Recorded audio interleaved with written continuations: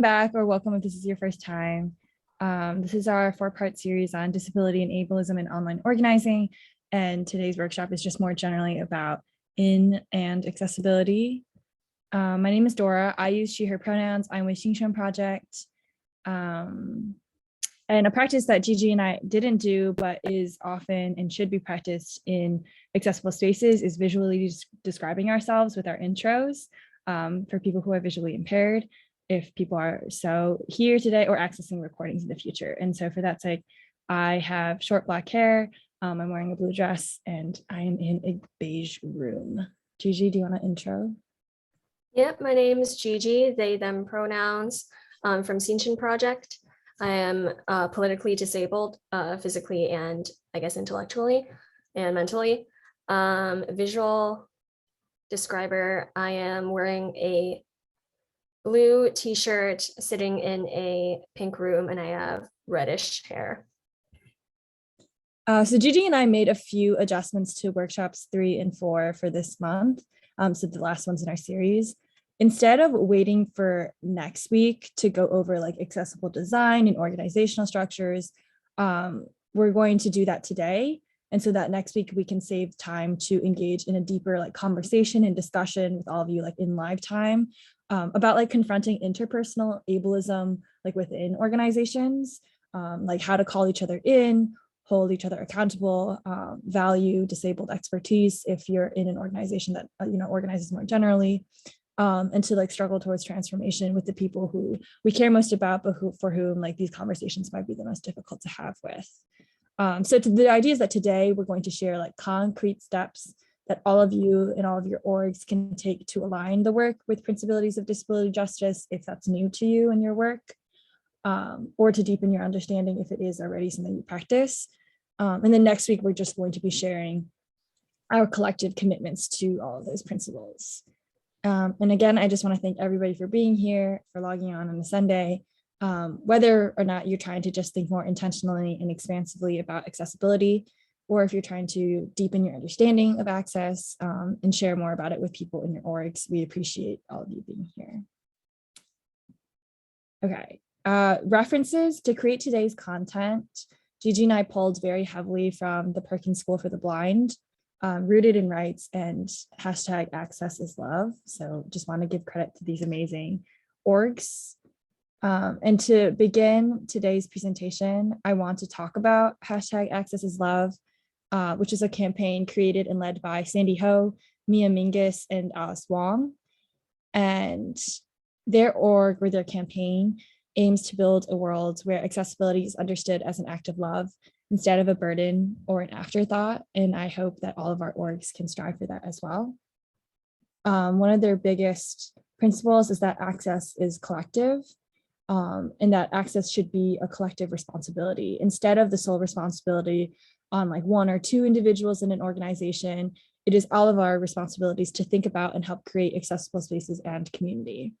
So it's not about everything being 100% accessible to everybody at once, but centering access as a core part of the way we want to live in the world together. And with that in mind, for people who are here on behalf of other organizations, or if you're a student or you're in a school or in other communities, I would love for you to consider who from my org or my community is present today and who is absent. How will those who are present today redistribute this knowledge to the rest of our organization? And how can my organization collectivize the responsibility for accessibility? So as we go through a lot of like very helpful info to really center this idea that access is collective, to not place that burden of accessibility upon you or just the people who are present today, but to really integrate it into your entire org. And also, I would love for people to remember that access is the bare minimum you can provide to respect the needs of your members.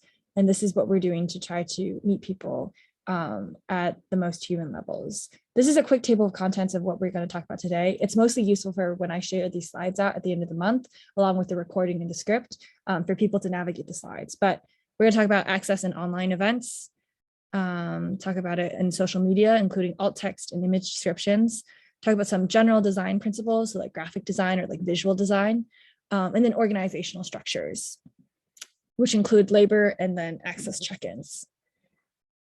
To start with, I want to talk about online events and accessibility there. Um, the recommendation is to include accessibility information for all online events. So for our online organizing with everything happening on Zoom, whether it's meetings or webinars or workshops, this can include listing information such as like, I will have a recording, I will have a transcript, I will have captioning, or CART, which is a more advanced type of captioning where someone live translates. Or if people have capacity to have an ASL translator, other language translators. This should be included in all advertisements for online events and registration. So a really good example of this is, from the Disability Intersectionality Summit. This is what an event with access needs listed looks like. So this says, this event will have ASL interpreters, CART, and English Spanish translation. And just like putting it at the bottom of an advertisement or registration form. This is so that people who have access needs, it's not the burden upon them to ask the organizers. A bad example is us. So our advertisements did not have access needs. So the first slide today did, but the original Instagram post does not. And so obviously that's something that like we need to ground looking forward. Canva did a great job making her look cute, but we don't fulfill the fundamental need that we have, which is listing our needs. A general recommendation for everybody is if you come across events in the future, especially leftist events that do not have their access information mentioned, to contact organizers to include it. This is especially a recommendation for non-disabled people. I think it's like a very small act of solidarity. It not only helps you think about access more and more, but also means that a disabled person does not have to do the work of contacting another event about accessibility. So you could message the event organizers or reach out in person if you know them. You can also just leave a comment on the event social media page, and the edits are pretty easy in terms of that. Okay, so moving on from online events into social media, Gigi and I are going to talk about alt text and image descriptions. This is pretty technical, so if any time people want me to slow down or want to interrupt and ask questions, please feel free. I'm going to go ahead. First, starting with alternative text. This is a video, hold up. I'm going to play this video that summarizes what alt text does.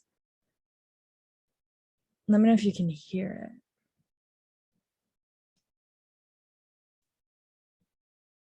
No? Okay. Hear the sound. Okay. I mean, it'll be in the slides, and I'm going over the information more or less, but this is a quick 60-second video from Rooted in Rights that is a good summary for what alt text is. And a good reason to provide this too is if you're part of an org, this is a short video that you can share with all of your creators that they can very quickly come to understand these concepts. But what alt text does, and I'm just going to say basically what the video would have said, is that it's read by screen readers in place of images. So in our like ever increasing like visually based online worlds where there's like endless amounts of information and very helpful information that's shared visually, I think a good question to ask ourselves is like, if someone were to be on my website or on my social media feed with their eyes closed, would they be able to find their way around? And social media benefits all of us. And it has increased so much access to information and like has propelled so many revolutionary and people-driven movements. But when certain individuals are denied access to information, then we are also denied access to community, to connection, and to being part of the conversation and to having power. So what alt text does is allows content and functions of images to be accessible to those with visual or certain cognitive disabilities.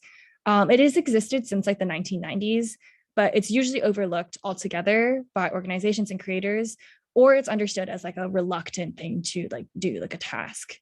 I would argue that alt text has tremendous expressive potential.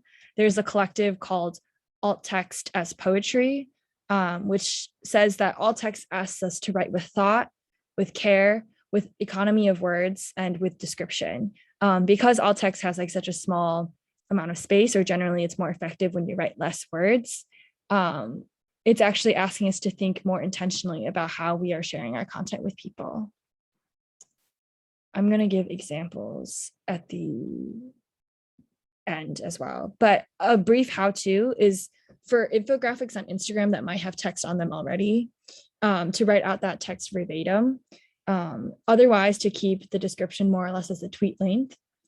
Use proper spelling, capitalization, spacing, and grammar. A suggestion has always been to camel case your hashtags, just to capitalize every single word, so that screen readers can identify separate words from each other. And then even though services like Facebook and Instagram have now created like automated alt text, which is super useful, it is always worth double checking, because there are mistakes that are made all the time by like automation. This is an example of how to navigate on Instagram. Sorry, the posts are super random. I don't claim them. But this is how it would look on Instagram to get into those settings, and also to edit an original, like already existing post. Okay, Gigi, do you want to take it away? Yeah, I can talk about the image descriptions. So image descriptions are kind of give more detail than alt text. So alt text just tells somebody like there's a puddle on the floor, while an image description will describe where the puddle on the floor is, like in the middle of the floor, and it's orange juice and somebody standing over it or something like that. And when composing image descriptions, it might be difficult to decide what to include. So some features that can be included in image descriptions and some things that should be left out are like, you start with the most noticeable center point of the graphic, and then you start to describe the background and the biggest elements. Then you can proceed to the smaller elements, like people, if there's any in the graphic, the positions within the frames, to kind of start filling out the background. And then describing less big, like smaller details of text and their placements. And then when relevant, like placement of objects is important, because otherwise you can't create the whole picture. There has to be like kind of a narrative style to image descriptions. And don't like include descriptions of colors or anything. You can include descriptions of people's expressions and what they look like, but don't go off on a tangent about how a certain color looks. Don't have any obvious details, like the person has 2 eyes, things that, don't necessarily provide any more information that would clarify on the understanding of the image. So here are some examples of alt text and image descriptions from Xinjiang. So here is a more complex infographic that we have made, not an infographic, but a poster, the beautiful Sabrina. So you would describe it as a smiling East Asian girl, because she's the center, superimposed on the bottom left of a muted background of Chinatown. So here we have included the background. And so you know exactly what the background looks like, and you know where she stands in the picture. To the right of the girl, there is a text in a handwriting type script. The girl is looking up at the title text, which states, "Let's talk about viral love, a TW podcast." So you have an approximate understanding of where everything is positioned, and you also kind of know what the person looks like. And usually I think alt text is limited to about 100 to 500 100 to 500 characters. So you do have to try to create a visual narrative while being concise. So then we have another. This is a lot of text. We don't have to read it, but just to give an example of how you can write an image description into the caption of your like Instagram, especially if that's applicable to your org. So this is the image description down here. And then this is the exact transcription verbatim of what is existing on the slide.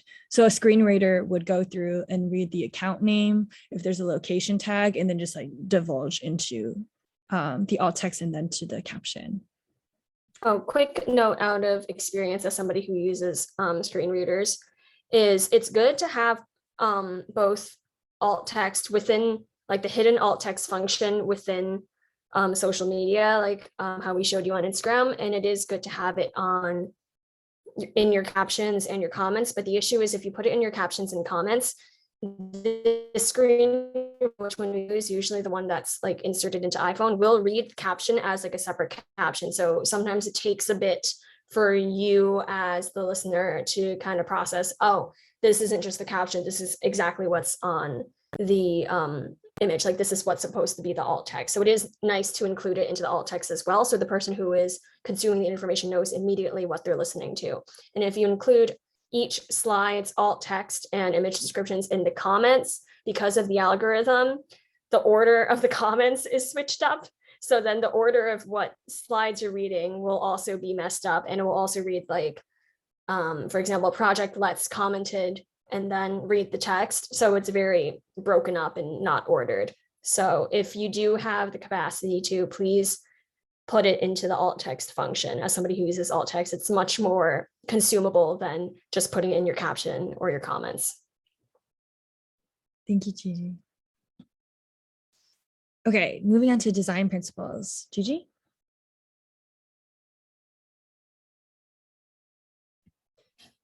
Yeah. Oh my God. Was I muted? Yes. So some basic design principles. The first thing I guess we could talk about really is the text. You'll notice here we're using sans serif. I don't know how to pronounce it. Sorry. Sans serif fonts like Arial, Helvetica. Actually, Times New Roman is good. Also, even though it's a serif font, but there's like scientific details about proportions. So a general good guideline is sans serif fonts. They're easier to process. So any of the fonts with the little feet on them, like Calibri doesn't have feet on it, like Times New Roman are usually harder to process. You want the weight of the font to be weighty enough in comparison to the proportion. I don't know how to describe it in proportion to the sizing of the font to be visible. You can see here, everything is pretty high contrast. Like I wouldn't put a white font on a yellow background.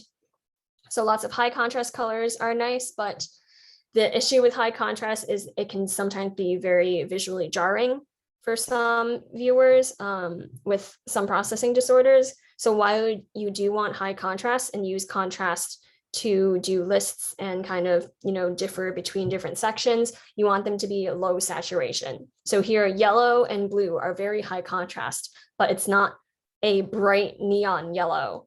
It's more of a muted pastel yellow and like a muted dark blue.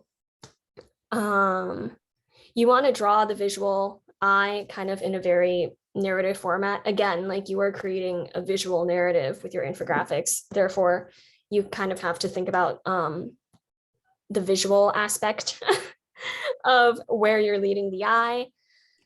Less complex visual effects, no 3D words, avoid all caps and italics. Those are very hard to read for some people. And again, this is one of those difficult things where design principles aren't universal because some people have dual access needs. Like somebody who has a visual impairment might need really high contrast, but at the same time be autistic and have a sensory processing disorder and can't do high contrast. So that's something you will always have to kind of revisit and get feedback from your audience and from your collective members to see what works best for them, because the access needs will shift as the demographic of your organization shifts as well. So this should be an organizational priority. It's unfortunate that design principles like this aren't really taught in design schools, but it should be something that, you learn on your own and try to incorporate and make it kind of a default instead of having people come to you after it's been done to be like, hey, can you now make this accessible? Moving on. I think that's the example that we wanted to share from our org, was that in our style guide that goes out to all of our designers, there are now, thanks to Gigi, accessibility guidelines. So you can't tell on the first page, but on everything else, there's like within colors, like access, like read this about like accessible color design. With fonts, read this about accessible like fonts and like weight. So that anybody who is newly onboarded onto like managing our Instagram or creating posts has that knowledge and is expected to understand that. And that is part of like sharing the responsibility and the care and the collectivity of access within an org. I think something we should definitely be better about and have not yet been able to integrate on like a structural level is alt text and image descriptions. Right now that labor is definitely like individualized and Gigi carries a lot of it. So on one hand, we have moved forward a bit with like design principles, but we still have a lot to work to do in other regards. But I think whenever we had this conversation about access in our online spaces, it can get overwhelming because it's like I have so much knowledge to know, and there's so much that design school didn't teach me, or that like I was never taught. But it's about like learning collectively to carry this together. That makes it a responsibility that we can all share together. Okay. And I guess just a reminder as like an interlude that access is collective. Something that has helped me is understanding that like content notices or like, content warnings and trigger warnings, that's become pretty mainstream, especially in like leftist spaces, as like all of our feeds have been inundated with a lot of forms of like trauma and violence. And that is like a great practice of accessibility, of consent and care with your audience and with your org members. And I think it serves as a reminder that we can normalize the usage of alt text, image descriptions, and other accessible design principles. And those can and should be as normalized as we are hopefully moving towards with like trigger warnings and stuff. I think also on access being collective, similar to, if you come across an event that's interesting to you and you realize they don't have access information listed out for their online like context, to encourage communities that you are in, not just your orgs, but like, other sorts of communities to become more accessible, to think more deeply about disability every day. So just in general, if you have like a favorite like leftist IG account, but they don't include image descriptions, like consider messaging them about it. If you like watch a great video online, but it's not captioned, maybe contact the people or group who made it. This again is especially a meaningful suggestion for non-disabled people as like a small show of solidarity. I wanted to add something really quick here. So in terms of access, beyond the access of your graphics and your information, access isn't just about physical disabilities, it's about mental disabilities, and it's about trauma. So content warning, we're going to be talking about trauma, ableism, and insanism, starting from here on out. When you don't add trigger warnings or content warnings, you are forcing your reader to consume content that they might not have consented to otherwise. So it's not fully informed consent. So a lot of times when you are using ableist language, uncensored ableist language from here on out as well, such as dumb or moron or stupid or idiot, you can be triggering a lot of viewers of your content. And you shouldn't be using that language in the first place. But if somebody is using that language and it is not triggering to you, it would be good for you to call it out to protect your disabled or traumatized community members. We will be talking about calling people in about these things later and how to hold them accountable in a more rehabilitative justice way, but also in a you don't give people too many chances way. But that can become a very fraught and confrontational, as have witnessed in the past weekend. So that is something we're going to be addressing the next week, about how to confront these things and to keep people safe from ableism. So access doesn't just have to do with the physical access that you're providing, but also is somebody mentally and emotionally able to access this information. And also, I don't think I mentioned this at the beginning, and I should have. If anybody is representing an org today or is part of an org, and maybe have realized like I want to share some of our work, feel free to do so. We're going to have some time at the end of today to like workshop or just to talk through some of these things. So if you have graphics you want to pull up or like org structures you want to mention, that's all. We're all just going to talk collectively about it. Okay, moving into org structures. We're going to talk about spoon theory, labor, and access check-ins. These GIFs are from WeChat, so staying on brand with our org. Spoon theory. Gigi, do you want to divulge? Yes, I want to talk about spoon theory. I love spoon theory. It's such a good analogy for people who are not disabled to understand. But spoon theory is a kind of theory that talks about, it's an analogy for the energy consumed by chronic illness and how you expend energy and how you get energy back. So that energy is represented in the amount of spoons you have. So for example, getting out of bed or getting dressed might only take 1 spoon for somebody, but it might take 2 spoons for someone else, because between getting out of bed, they might, and use myself for an example, have to pop my jaw back in. That's 1 have to clear the brain fog. That's another 2. So maybe that's 3 spoons for me. And it might take like half a spoon for you, like half the teaspoon to just hop out of bed. So everybody wakes up with a different amount of spoons, and their spoons get used up in different ways throughout the day. So something that takes less spoons for you might take more spoons for other people. So you cannot compare the amount of tasks with the amount and equate it to the amount of energy expenditure and energy like consumption. And while a nap may rejuvenate and give you a couple of spoons, it might take away spoons for someone else, or social interaction might give you a couple more spoons, or but for somebody else it could be very draining and take away all their spoons for the day. So let's do a little exercise based on this chart specifically. If you had 12 spoons a day, how would you use them? Anybody wants to reflect on that, you can just unmute and call out.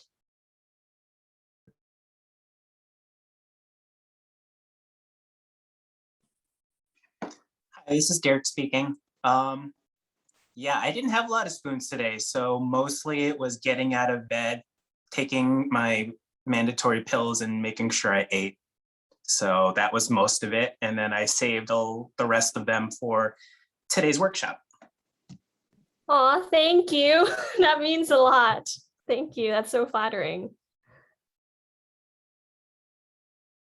Anybody else want to share? I guess I can share. Getting out of bed actually didn't take that many spoons for me today. And then getting dressed, I'm still in my pajamas, so I skipped that.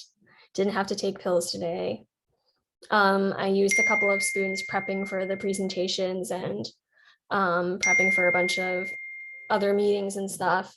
But I started the day with less spoons than I normally have, just because of a bunch of emotional energy having been expended throughout the past week as well. So spoons aren't just something that get replenished every day. They can be depleted weeks ahead of time or something. They're like a buildup. But yeah, we can move on from here if nobody has anything else to share about spoon theory. I do actually. So while I was reading this, while Gigi was talking to me about being a spoonie, was that I think spoons in the analogy help separate between what we'd all like to do and what our illnesses dictate. And I think that's like a really grounding point. And the reason we're bringing up spoon theory at all is in this discussion of like organizational labor and how to have accessible like labor structures. Sorry, this GIF is actually super aggressive. So I'm just going to chill on this slide and you can hear me talk about labor. But how we structure labor around the principles of disability justice has a lot to do with acknowledging that certain people like have different amounts of spoons to like spend in a day. So talking about like flexible time and pace of activities, a sliding scale for fees for any activities in your org that might have them, but also to think about how you compensate people's labor. When Xingsheng Project was deciding like, okay, say we get a grant, which we didn't rip, but say we get a grant, how do we want to like, you know, acknowledge the labor of all of our participants? I think GovQ Collective does this, but like a mutual aid format of funds so that, you know, members can decide for themselves their access needs and also how much the work is costing for everybody who is individually involved and has a different amount of labor to expend. And also like access, I think as we keep like going big and small into these like understandings of it, multilingual spaces is a form of access as well, especially for our project and the labor that we do. Oftentimes some of the spaces we occupy are bilingual, and is there accessibility for that for people who both, you know, only speak English but like only speak Mandarin. I also think that all of these ideas, flexible time and pace of activities, compensation through mutual aid, sliding scale for participation fees, are like very, very difficult because we live in a capitalist society. Meaning that like, as you take these questions back to your orgs and the communities you're in, it's going to be difficult to integrate, but that conversation is worth having regardless. I think a bad example from us was expecting everyone at Xingsheng Project to work at the same pace, or to have the same capacity for work, not explicitly, but implicitly, only to end up like disappointing ourselves when like me or you know, another individual didn't have the capacity to do that work. And I think that's something we still struggle with, and especially in moments of crisis that are only like heightened, I think, by the way social media works and online spaces work. You know, when tragedy strikes, to feel like everybody has to get going at the same pace, that is very ableist, and it's not sustainable either. We also do have better examples though, which I am like very grateful to be able to share because we've worked so hard and we're still working so hard on this. We have gotten better at holding space for our members to create boundaries. And also we celebrate when our members of like our community do take breaks and set those boundaries very clearly. Even if that means slowing our work, it is worth a celebration to like validate that boundary setting. We have very flexible deadlines set as like a default for a lot of our projects. I think this comes with like grassroots organizing and the people we collab with, like there needs to be so much flexibility. And we do ask members if they have a preferred timeline for working so that, you know, everyone knows what to expect out of each other, and how to coordinate multiple people and multiple moving parts. And then In terms, another oh, go ahead. aspect of like another aspect of like accessibility is when somebody sets a boundary for that specific project, never it's kind of like consent, right? You don't assume that it just continues from here on out. It's something you have to constantly check in on. So again, that is the responsibility of all of us as a community to constantly be checking in on the access needs of the people around us and providing a safety net so that they might not necessarily have to come out and say that they need a specific access need when it's too late. And this is more logistical, but for people who do more like admin managerial stuff, for Xinjiang Project, we have like a shared Google Drive, and like all members are able to like fill in and catch up and seek information and resources. We try to have pretty comprehensive role descriptions, you know, so that like no matter what part of the org you're in, like you can navigate all the resources and information that we have. It's like about, I think, minimizing the hoarding of information and of power, in order to create opportunities for community building. This is also really small, but I think check-in and check-out questions are really important. I think in like the wrong spaces can feel like trivial or like superficial. But if like your check-in question is genuinely just like, how are you feeling today?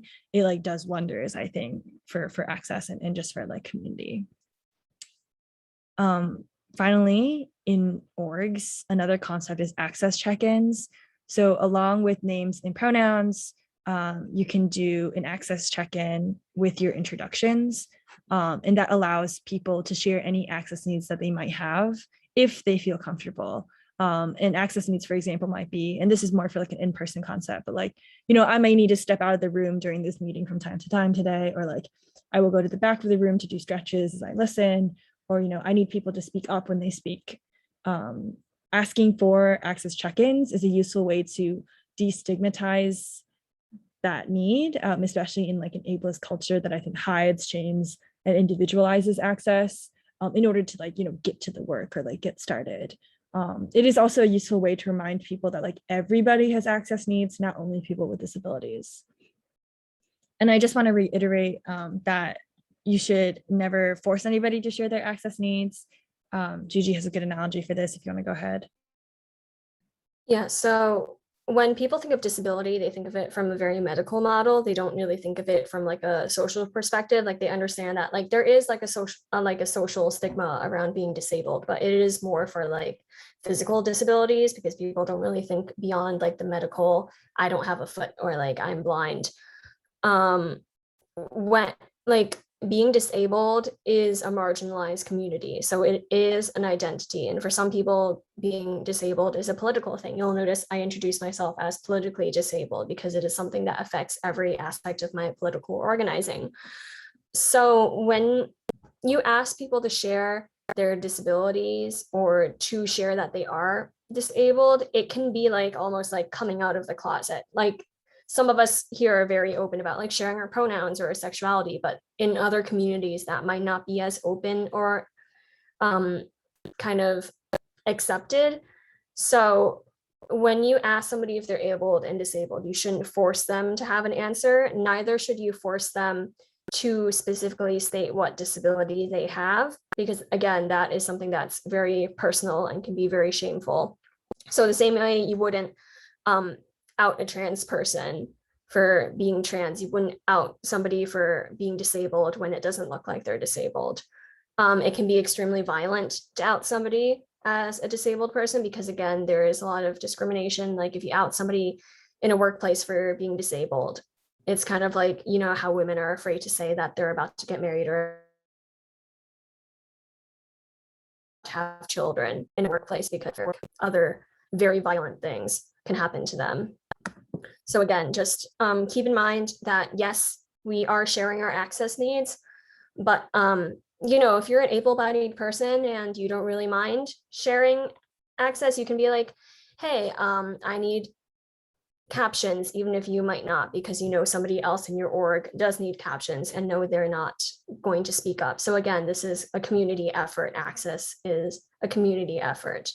So you have to kind of factor in the aspect of privacy and community support because nobody is completely independent. We're all interdependent. And that's another aspect of like being disabled that I don't think a lot of people kind of talk about, is that nobody is fully independent. They just have different levels and aspects of interdependency, which includes kind of like gaining access for members of your community. Yes, interdependency. I'm also thinking how like I really wish, you know, my professors would do an access check-in at the beginning of class, even as an able-bodied person, because I don't think students who need to keep their camera off need to explain it. If only they were given a space to be like, today I'm going to have my camera off. Yeah, or like beyond Zoom, even like in person, different teaching styles might not fit everybody, and it shouldn't be up to the student to like have to choose different professors to kind of fit their own learning styles, because sometimes it's not plausible. If teachers would, even if they keep their teaching style but allow for other modes of access to their teaching, would be like so helpful for so many students. Absolutely. Okay, so our closing today is the same as what the hashtag Access is Love campaign ends their like main profile with. But we have gone over some like logistics of improving accessibility. But access is not just like concrete steps. It is a deeper understanding of our shared humanity and dignity.